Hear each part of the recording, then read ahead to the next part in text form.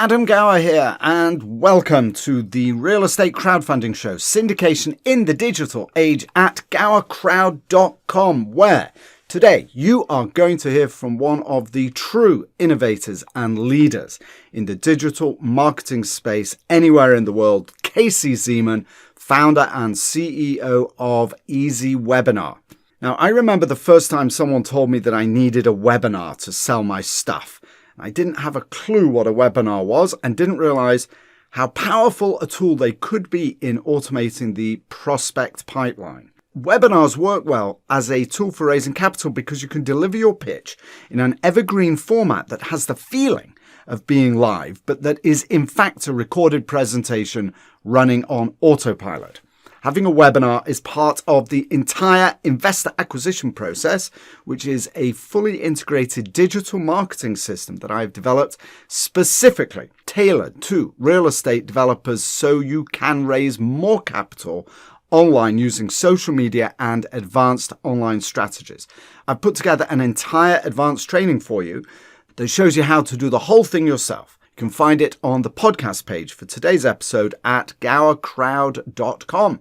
Today, though, in my conversation with Casey, what you're going to learn about includes how to duplicate yourself using automation, the power of the webinar experience for both developer and investor, how to put together a book a call webinar machine, and a whole lot more. Now, as I said, if you want to raise capital online from either new investors or raise more from your existing investor base, and if you want to put the whole thing on autopilot so you can get on with the job of real estate, then go to the podcast page for today's episode at GowerCrowd.com. Claim your free training on how to build an investor acquisition system yourself. And while you're there, check out the links to EasyWebinar and to Casey for more information about webinars. All right, now on to my guest, a master digital marketer and one of the true world leaders in the industry, Casey Zeman, founder and CEO of EasyWebinar. So why don't we start? Tell me first, Casey, let's actually kick off here. Okay. It's a real super pleasure and privilege to talk to you. I've been following you for at least 2 years now since I started doing webinars. Nice. So tell me, what's your background? And how did you come to discovering social media, for want of a better term, and migrating into webinars and EasyWebinar? Yeah, sure. So, my journey is, it's like other people's experiences when you're sort of faced with life choices. I remember it really happened after the recession hit in 2008.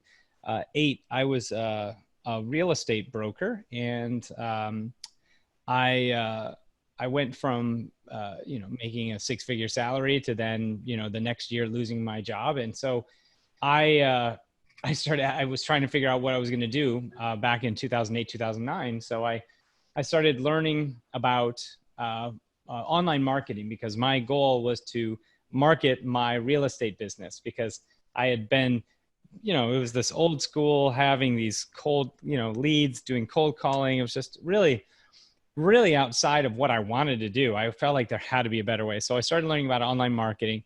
That really, that entry point, that was the gateway to learning about video marketing and YouTube. Because someone who, as me, I'm also someone who has been an actor in the past. I went to school for theater and things like that. And in real estate, I enjoyed pieces of it, but ultimately just didn't feel totally connected when I was doing mortgage brokering. But when I started to go more into online, I realized there was video marketing, and it made sense to me because I love video. I mean, as an ex-actor, I love that. And video made sense because it was this, this virtual handshake. It was this thing that would bridge the gap of impersonality found on the web. So for me, I was like, well, maybe this is what I'll do. I'll go down the route of video marketing and I'll become a video marketer. So I did, where that wasn't really a coined term at the time. And I started to consult companies like Dell and Estee Lauder on creating video campaigns that basically built a know, like, and trust, and helped to sell their widgets, sell their cosmetic brands, whatever, like just everything and anything but leverage the power of video to do it.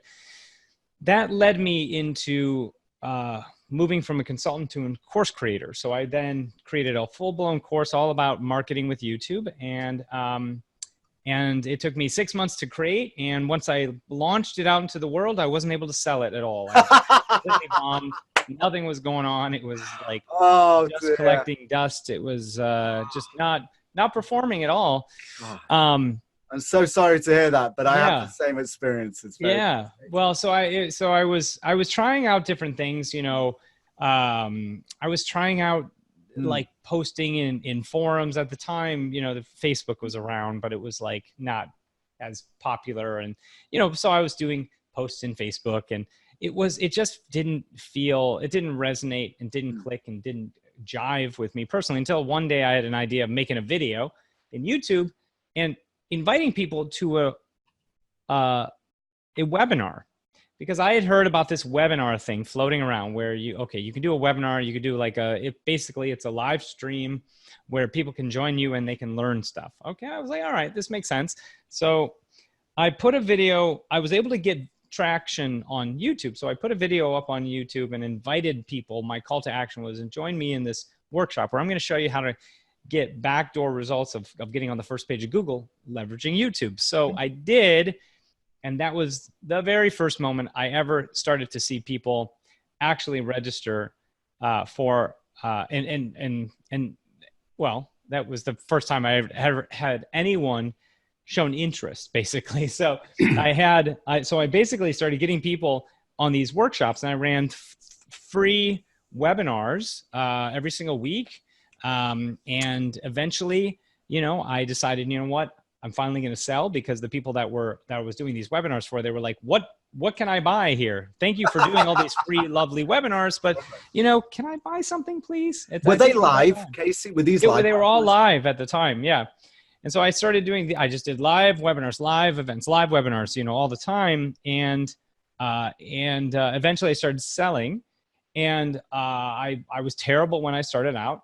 I got a little better progressively, still terrible.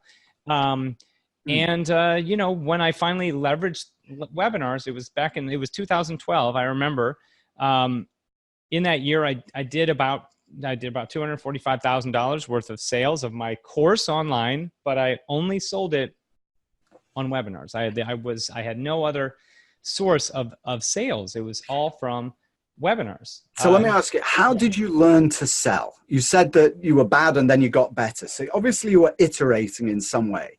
How were you doing that? Yeah. Well, I realized that, you know, that all of my anxiety about selling was my own, because people inherently want to buy from you.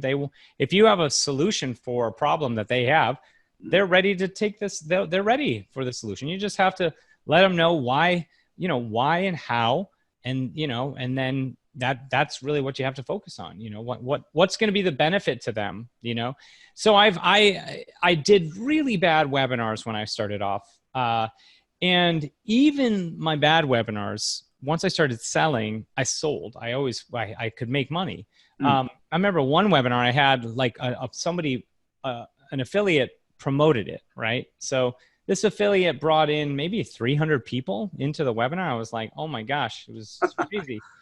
And this webinar was done in the back farmhouse of my wife's parents' place, which is in Iowa. And so it was like this trailer with farmland all around. The internet was terrible. It was in the dead of winter. I had a heater blaring in the background, and I had my onboard microphone. I didn't even have anything fancy, you know, no camera. It was just 4x3 PowerPoint slides.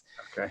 And all said and done, I did about $2,000 worth of sales on that webinar. But and that's me sucking. That was me doing a terrible webinar. So I realized at the time that, you know, webinars, there is room for error because it's a human connection. And as long as you provide two things, you can succeed. Even if you're a stutterer, even if you have fear of public speaking, if you have sincerity in what you're providing them, if you're sincere as a human and then you provide value based on what your offer is, then you'll succeed. Those are the two things: sincerity, like being authentic, and then, actually providing value, not just like smoke and mirrors. You have to actually give value. And those are the two things I recognize as working. I got a framework. I started putting together my own framework around a webinar, and I went through a lot of iterations of webinars. I mean, slide presentations that were 150 slides long, 3 hour. I've tried every single type of webinar. I've tried webinars were 15 minutes long. I've tried 2 hour long webinars, 1 hour long webinar. So I've tested it all out. And again, it really does come down to, if you know what their itch is, what their serious pain is, and you can give a solution to that pain, then you can succeed. But you have to drill down and really know what that pain is, not the surface level, but the deep level.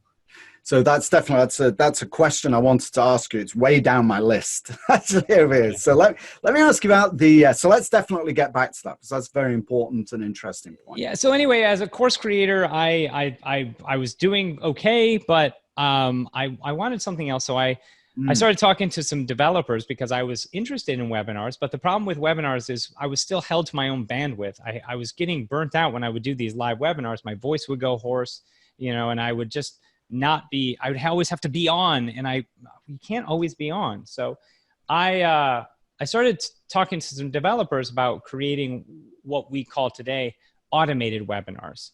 And that's when I started talking to them about automating the process of the webinar experience. So an automated webinar is basically a pre-recorded video streamed in real time with the experience of live, but you're not having to be there. People can comment, you can have buy now buttons, PDFs, and all sorts of fun interactive things show up.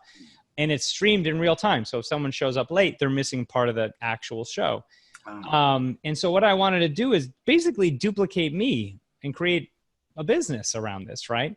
Something scalable. And so I said, I talked to some developers to start building this platform. And so they did. They built what was known, what was at the time EasyWebinar plugin, which was a WordPress plugin. And it was only an automated webinar system. That's all it was. And that was back in like 2013. We launched it probably in 2000. Later on that year, it was the MVP, minimum viable product, and we just started selling it. And it was a WordPress plugin. And then, as you well know, EasyWebinar is not that. EasyWebinar is a full-blown SaaS webinar platform that has automation added to it. Because we started off as an automated platform, an automation system, we've built and crafted our journey so that we keep that as top of mind, but at the same time, we feel that engagement is like so important. So the idea is that we've tried to perfect over the years, automating engagement through the automated webinar experience. But also, as you well know, EasyWebinar has its own live stream platform as well. No latency, high definition, very similar to what Zoom will do. 4 people in the room. It's going to be more like 6 coming soon. You'll be able to do meetings and all sorts of stuff. And you can run live webinars up to 2,000 plus attendees, and then take that experience and then put it into our automated webinar system. So it's a very cool way of leveraging webinars from live webinars to automated to grow your business. And that's what we believe in. We believe that webinars are the one thing that will bridge that connection and sell, onboard, just build a relationship. I mean, again, my first webinars were all free, no sales, no call to action, just simply value, and maybe a call to action and like go to my website or something. At the time, I wasn't smart. I didn't think about it. I should have probably had a better call to action, but but I was using it for list building at the time. So let me ask you this then. So the first question, I suppose, is let's make the distinction between what is a webinar and why not just lob up a video on YouTube and say, go watch this. What is the difference then? Yeah. So, you know, a webinar has,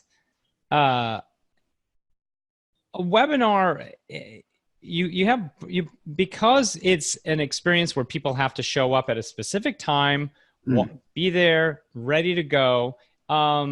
It has a more of a, like, you know, there's a higher value, I guess, perception of value in that. A replay video, anyone can go to a replay video, but a webinar, you know, it's at a specific time. And so there's just more of that, you know, that this is important. I need to show up, you know, sort of experience. Does that make sense? Yes, it sure does. And in a video, you know, the video, again, you know, people can come in, they can leave. It doesn't have that same level of value or impetus to like stick around.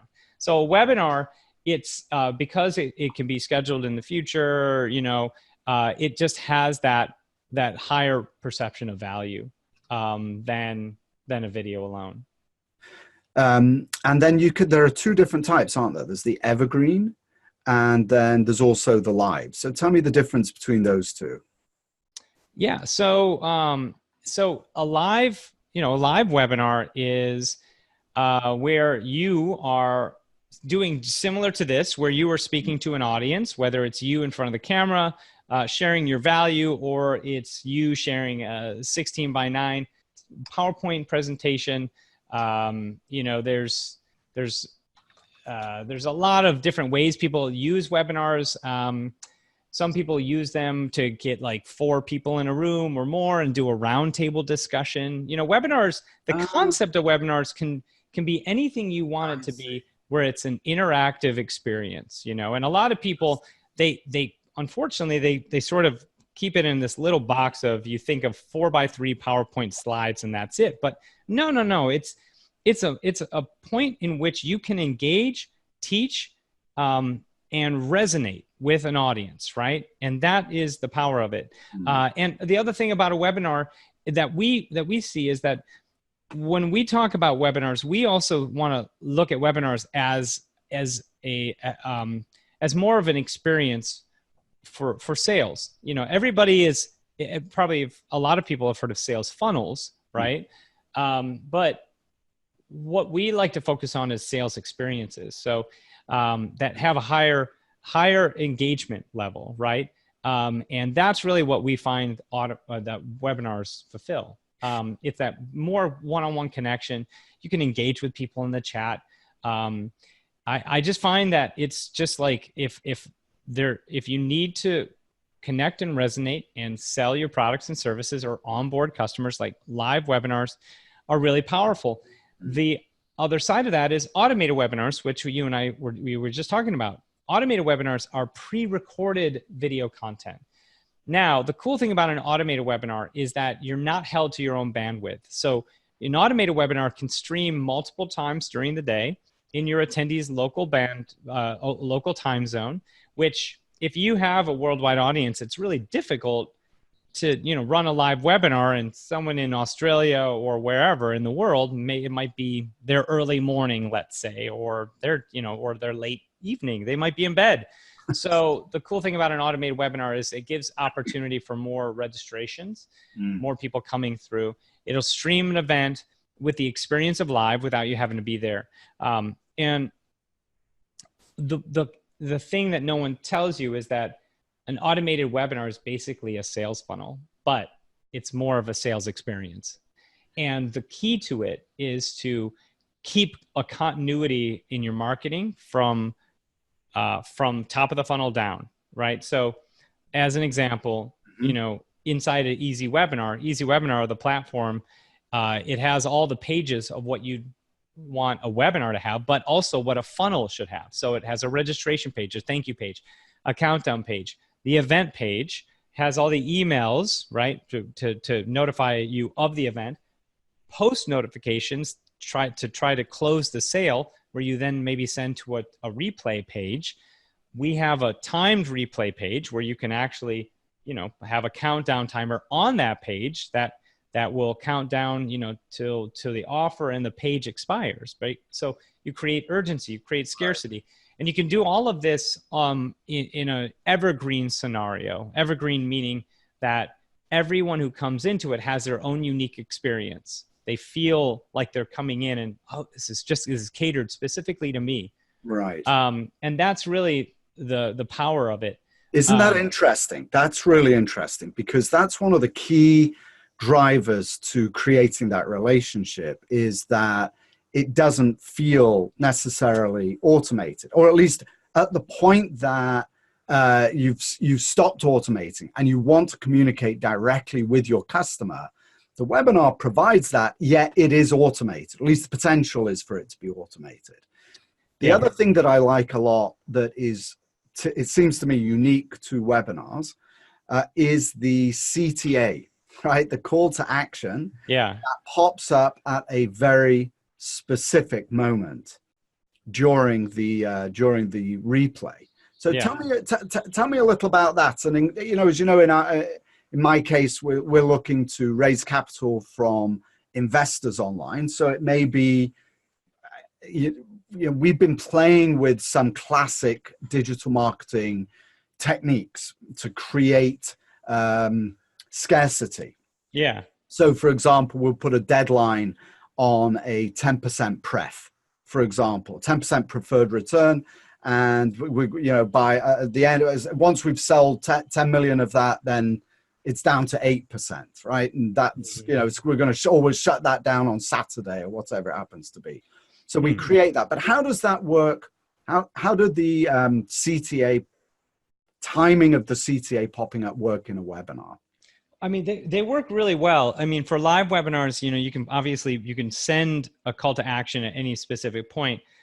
Typically, you'd send it at the time that you're making the offer for a live webinar. And for an automated webinar that's pre-recorded, you can schedule it to show up when you're also in that video making that offer. So you can show it. Now, the interesting thing about it is you can also track if people click on it, how many people see the offer, and all sorts of stuff. So the data is really something that you want to look into. Like when you start to, EasyWebinar gives you all this data where you can see, okay, who's coming, who's showing up, how much are they watching, how are they seeing the offer, or aren't they? Typically, a lot of times people will throw away their entire webinar because of the problem of no sales. But no sales can oftentimes be because someone's not seeing the offer. So it could be that you may open up the offer earlier. Maybe you have to create an expectation for reasons why do they need to stick and stay to the very end of the webinar. So if you see drop off at any point, there are things you could do, refinements that you could tweak in a webinar to make it better and make it a better experience and get sales. Right. You just hit on something very important there. That let's make sure we get perfectly clear. And that is that the data that you provide tells somebody or tells the sponsor or the developer, somebody signed up for a webinar, so you know that. Did they show up? Did they stay long enough to see the offer? Did they click on anything at the end? And then depending on how they behave and that data, you can then automatically send other emails to them, right? So somebody that stays all the way to the end but doesn't click through to sign up, right? We can send them a different set of emails than somebody who doesn't show up, who registered but didn't show up. Exactly. We could tell them, see the replay, or whatever it happens to be. That's very powerful, isn't it? In a way, that's the same as the nonverbal cues that you get in a real conversation with somebody. But digitized. So exactly. I mean, being able to segment follow-up experiences based on actions is powerful, because it's like, okay, well, hey, I noticed you didn't see the offer. Was maybe you were distracted. I don't know if we all get busy. I get it. Or maybe they saw the offer and they didn't click. It was there. I noticed you didn't click on that offer. What was it about it that made you not decide to check it out? You know, and just having even small, these are just, you know, where you you sort of branch out, speak to these people specifically, but then you can come back to the same road. You know, like if this is your campaign, right? You're after the webinar, you have this campaign of emails going out. You know, you can start with individual messages. The first emails that they get, speak to them specifically, and then bring them back into that main, you know, sort of campaign. All right. So we talked about some of the real estate crowdfunding websites, the marketplaces. Yeah. They've been using webinars to inform investors about a new deal with a new sponsor, for example, a new developer, for example. Right. So let's talk for a moment. I know that there are some kind of standard structures for webinars, right? The first 20 minutes you talk about this, right? The second 20 minutes you talk about that, and the third this. So what is kind of the classic webinar structure? You suppose, again, thinking about the real estate developer who's maybe meeting somebody online for the first time. Well, you know, to be honest with you, it's not even so much about what is in the webinar. It's the starting point of the engagement, which comes wherever you do that. If you're on LinkedIn and you're finding these people, it would be that video or whatever that connects them, that gives them that shows, wow, I need to really register for this webinar. And they register for the webinar, and because of the commitment that a webinar has, they come through. Mm-hmm. Now, one thing I would say is, for this specific type of person, the people that you're looking to attract are high, you know, they're high profile. They have, you know, they are, you said net revenue of 200. Right. Accredited investors, high net worth. Investors. Right. Yeah, exactly. And so you have to also think that their time is very valuable. So I'm going to share this very quickly. What I would do in that scenario is I would actually create a direct on-demand pre-recorded webinar that they hit the registration page. They can go directly to a replay of the presentation. So it's basically a kind of a replay page. Mm-hmm. That page has a 20-minute workshop, nothing more than 20 minutes. Okay. Because you don't need an hour-long webinar for this scenario, because you're asking me what would be a typical webinar. Well, webinars vary based on who the audience is. For you, it would be a 20-minute workshop that would be more like a video sales letter, right? Really highlighting and touching on what the most important elements are, why they need to show up. But in the webinar experience, then that is only available for 3 days. So they can watch this on-demand workshop for 3 days, 5 days, what have you. And the intention is to get them into a calendar, to book them in a call and go through the process of seeing if they're, you know, the right fit. When it comes to what a webinar experience should have, I teach a 6-step framework in what webinars should have. So I believe that a webinar needs to start off with having a buzz. Like, people need, when they show up to the webinar, they need to know what's going to happen. So you create this expectation and anticipation of what the webinar is going to be about, basically, right? That's the first step. That's the first thing, because it's all about, you want to try to get people to stay on your workshop, right? You want them to stick around. And so you have to create a stick factor, and that's going to be in that buzz. So that's the first thing. And the second thing is you want to then bridge from that into getting personal with your audience. So why are you here? Who are you to be talking about this, right? So you're going to basically start to build a know, like, and trust. You're going to outline the overall problem that they're having, and maybe an itch that they need to scratch, right? Now, a lot of people don't like to share their story because they think that they need to rush and kind of get to the meat of it. But the whole idea is, the story is that you're relating to your audience through empathy.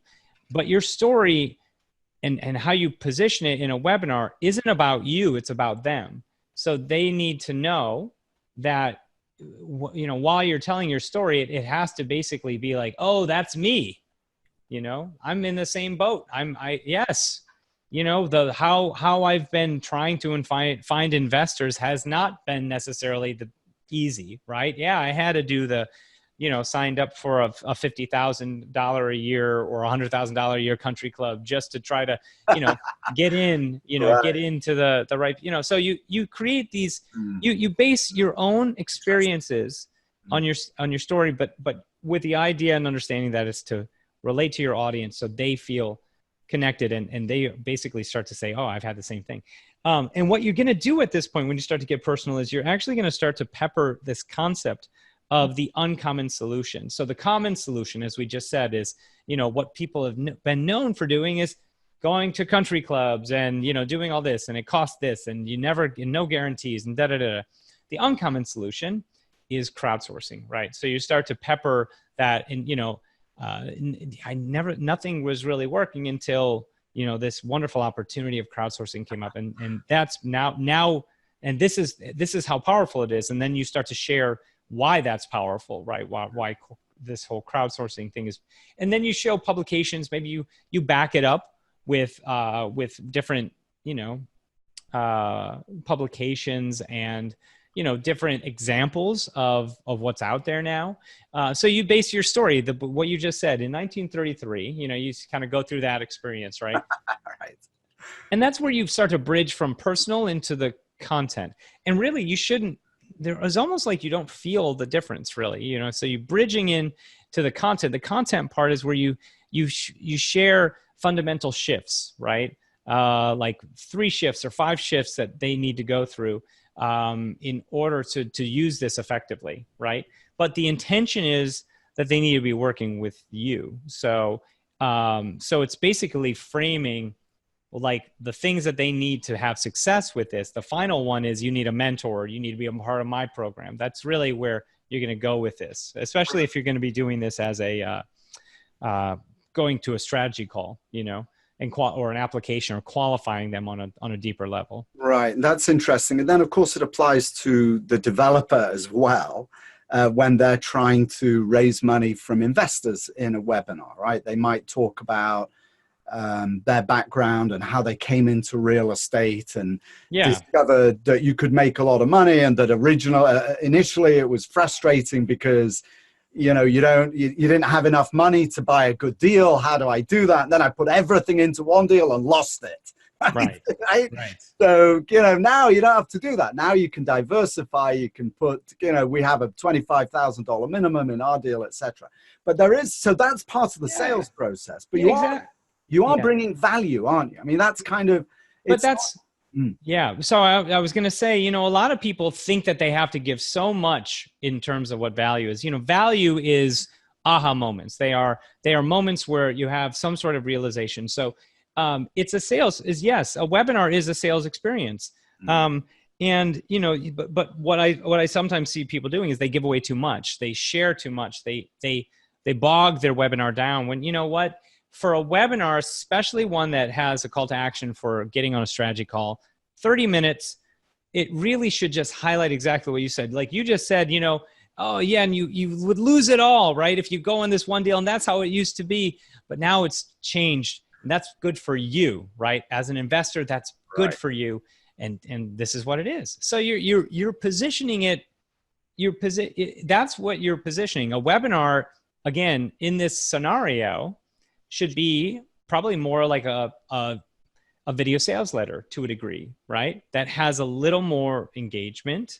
You can offer PDFs, you know, something that they can download. But really kind of hybrid the idea of video sales letter and webinar together. And then you have this wonderful 30-minute experience, you know, and that's really what it should be. And then, you know, future pacing, you're going to want to share with them. Like imagine being able to go in, not having to feel like you're losing your shirt when you invest, you know, or feeling confident that you're diversified, right? Like future pacing simply means like that you are. Have you ever heard of future pacing, by the way? No, I haven't. Okay. future pacing is where you kind of do a visualization exercise where you show exactly, like, paint the picture of what could be.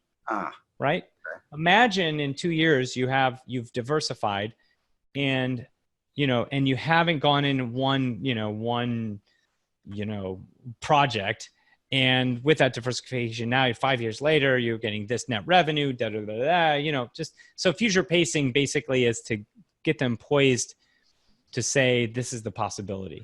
Right. Visualizing the world that could be, right? Yeah, exactly. Because that's what you're doing. You see something that's possible where other people don't, and that's you're going to resonate with the people that also see that this is kind of the evolving, where things are evolving, right? Yeah, and I like the idea that you mentioned here that you could offer something potentially of download at the end of the webinar. We'll have a giveaway, and that could be something that comes right after you suggest, if you're a developer, right, looking to recruit investors into a fund or into a specific deal, then you would have give us a call if you're interested, and now here's you should see a download button somewhere pop up. You can go ahead and download it. So you can tease with that at the very beginning. And then the beauty of the webinar that you don't get with video is that it pops up at a specific point during the conversation, right? Exactly. The idea behind an evergreen webinar, you can run this live, or you can run it as automated or evergreen. Automated and evergreen, by the way, mean basically the same thing. Evergreen simply means that it's something you have running all the time and it's a unique experience to that person, that individual. An automated webinar, they're basically the same thing, but you can schedule EasyWebinar to do an automated webinar at one specific date, once a month. You know what I mean? So it can be used like it's a live webinar, but typically people use the automated webinar element of EasyWebinar as more of an evergreen sales tool, right? So driving Facebook traffic or LinkedIn traffic all the time to that funnel, right? That landing, that registration page of the webinar. Got it. Interesting. Okay. Yeah. So the idea of the evergreen is that it's automated, but so anybody that enters the funnel, who registers, gets that webinar delivered to them exactly 3 days later, or 1 day later, or 15 minutes later. It seems very personal to them, but everybody's getting it in the same way, depending on when you enter funnel. So we're using automated and evergreen kind of interchangeably, basically. So one thought that I've had that I haven't done, because the idea, look, I'm quite happy chatting with you. Right? I'm quite comfortable doing that. Yeah. The idea of advertising and doing a live webinar, I'm actually giving a presentation tomorrow to the Home Builders Association. They've invited me back. Nice. And I'm having somebody record it. I'm actually having somebody come out and video it, because I stand in front of a video instead of my camera now. If you weren't there and I was trying to do something, I've all kind of, tongue-tied, and I can't do it. Zero personality, right? Nothing. So when I'm in front of a crowd or in front of somebody, I have some energy. So one thought that I've had is, and do people do this, where you could maybe do one live one, and then use that later as evergreen, and then show up for the Q&A.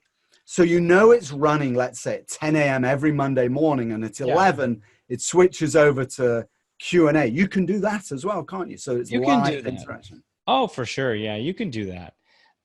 You can run, that's called a hybrid webinar. You can run a hybrid where maybe you even show up live and it right away.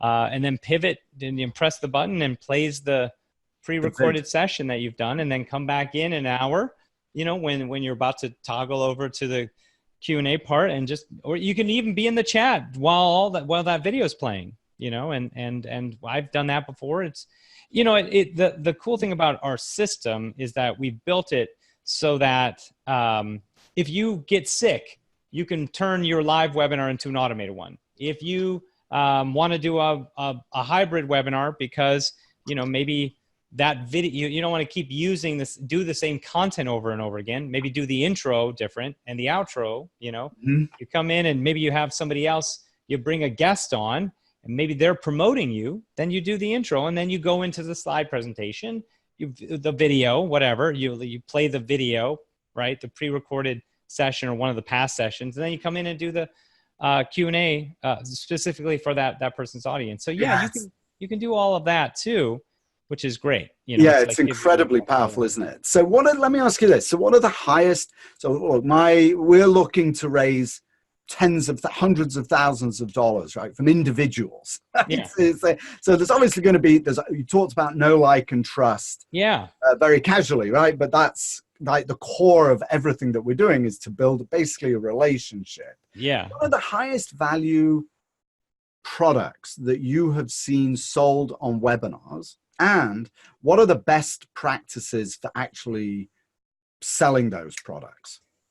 Yeah, I mean, if we're talking about like how high of high ticket have we seen? Yeah.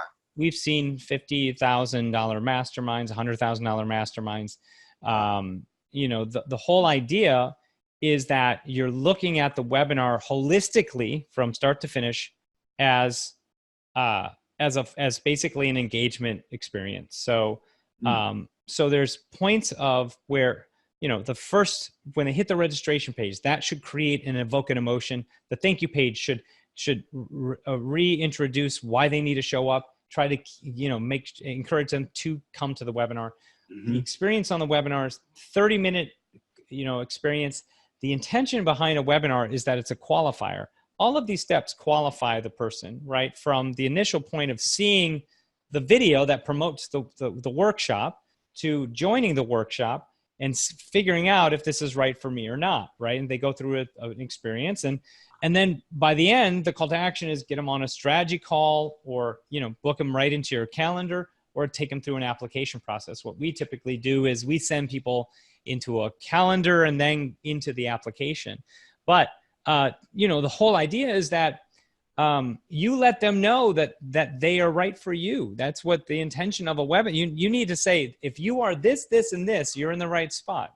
Right? Right. If you're not, then it doesn't make much sense. So you want to really position who it's for, and ultimately by the end, those who feel like, yeah, this is for me, they're going to get on calls with you, and you've already done the experience. You've already done the setup. Now.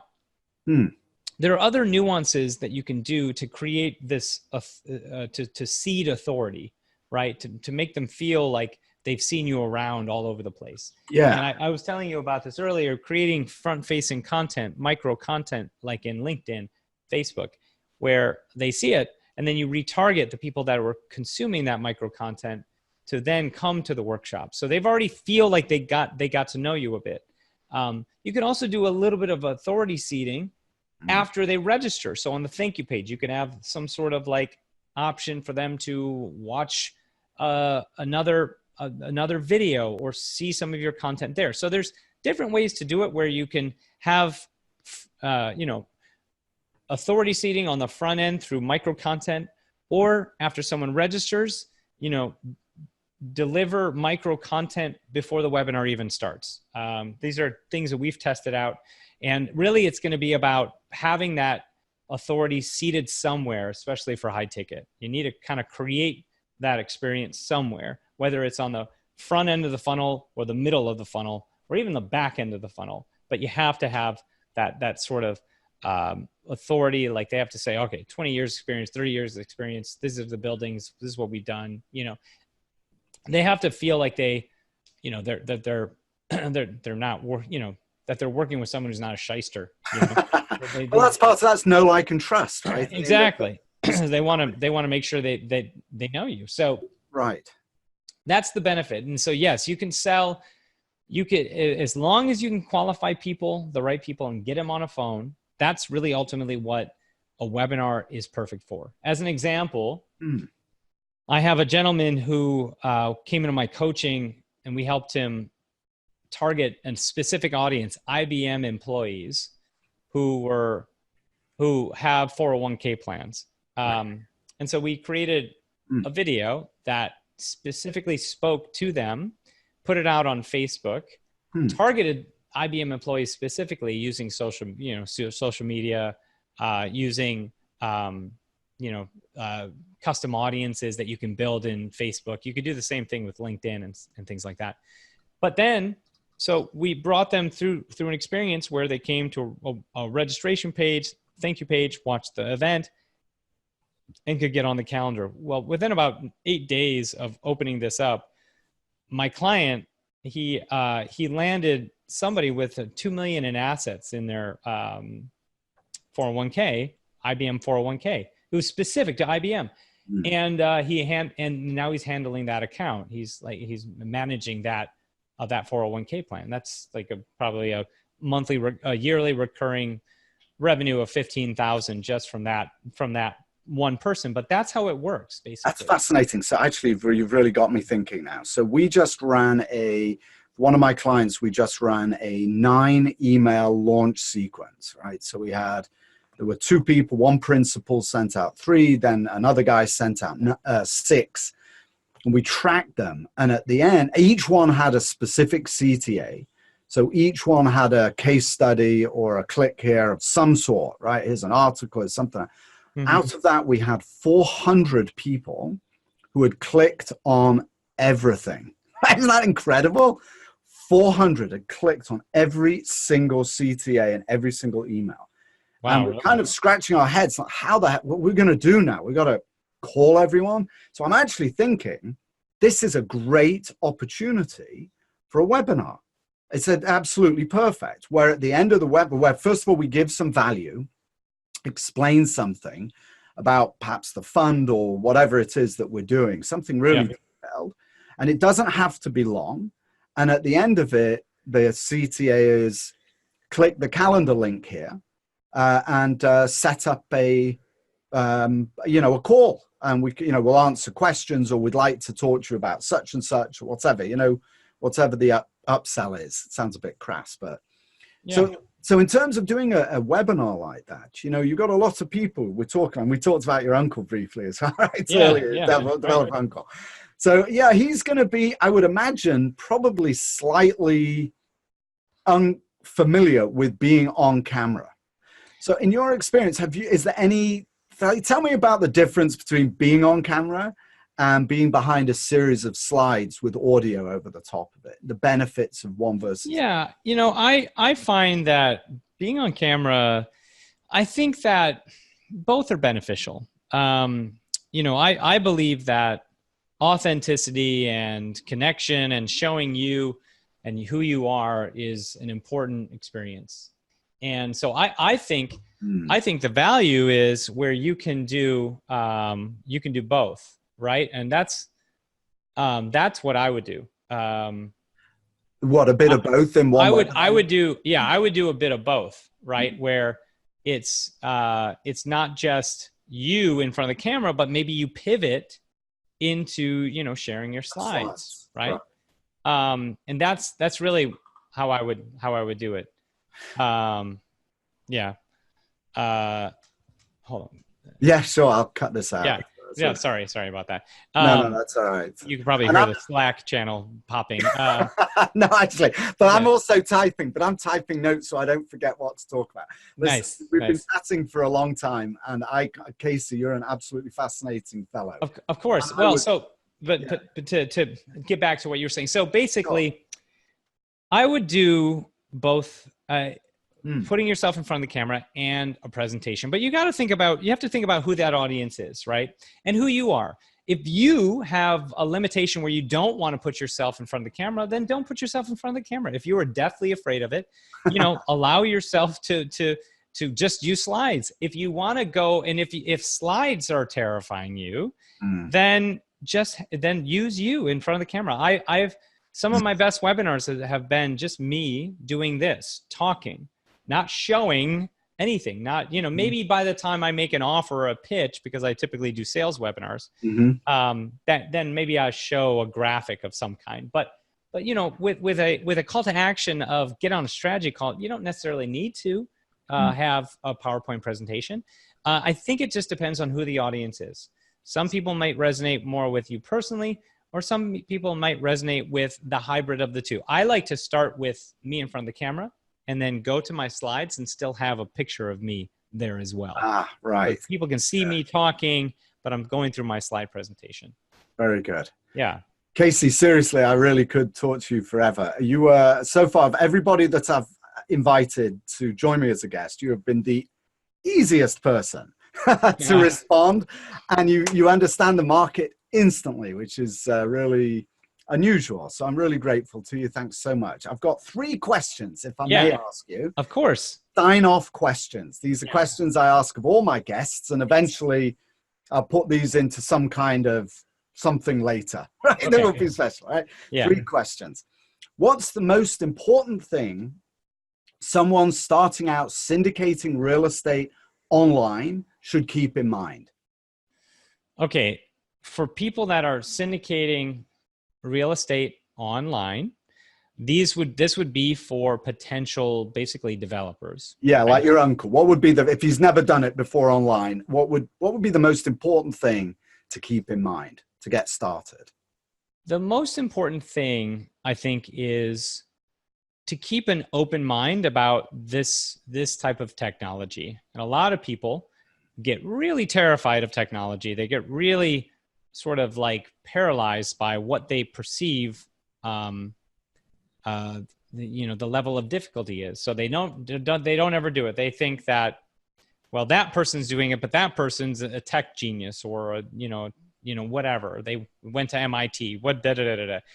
But really, ultimately, anyone can do this. And I think that that if you are someone who's in the marketplace and you've been having barriers that you've been hitting, walls that you've been hitting around this, around growth of your own, real estate development company, then I would say that taking this direction might be of benefit. And it can be, and anyone can do it. It doesn't matter. You don't have to have tech experience. I think that you just have to go in and take baby steps. And once you take enough baby steps, you've gotten better. I mean, listen, I didn't think I was going to be a software founder, right? All I could do is check my email when I first came online, right? I had no idea about technology, CRM systems, email providers, video, cameras, audio. I didn't know any of this stuff, right? But you have to start somewhere and allow yourself to just enjoy the journey, because it never ends. You're never at the point where you want, but you have to be willing to start that journey. And the other side of this is, that's one thing that you need to just allow yourself to do it. It's not going to be easy, but then you have to find a mentor, someone who knows what they're doing, who's done it, who is actively doing it, because you can speed up your process when you oftentimes have a mentor as well. You're right, and you eliminate or mitigate the learning curve, right? Which can be massive, right? It can be massive for sure. Yeah. Second question, Casey, what has been the hardest lesson, with that in mind, the hardest lesson you've learned online? The hardest lesson I've learned online is that you are going, I think I just said it basically, but you're going to make mistakes, and it's the long game. I've had ups and downs in my business, but always maintaining the desire to provide value. Just as long as you have that, you can mitigate those problem points where maybe as an example, we had a flood of customers come in one year, and we just weren't ready for all the tech problems because we were a WordPress-based platform at the time. And because we were WordPress-based, everyone's servers, like we had to help everybody in their servers. That's why we became a SaaS platform. So everything was hosted on our system. We have like basically zero tech issues. We have some tech issues, but it's like nothing. It's like 1%, of what they were when we were putting our webinar platform on other people's servers.